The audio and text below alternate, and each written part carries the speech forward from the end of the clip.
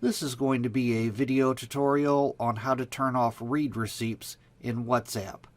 By default, WhatsApp will notify a user when you have read their message, but there's an easy way to turn it off in settings.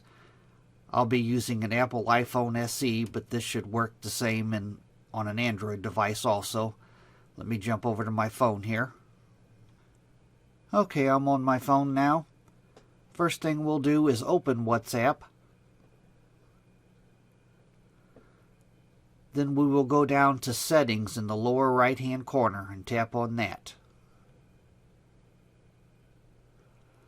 Then we will tap on Account.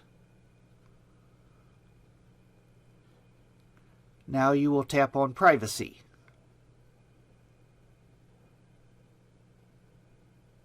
And then you will scroll down to right in this area. Here's where you toggle on and off read receipts. By default, it's toggled on. It says if you turn off read receipts, you won't be able to see read receipts from other people. Read receipts are always sent for group chats. So to turn off read receipts, you just toggle this off right here. And now read receipts will not be sent when you send a person a message. Thanks for watching.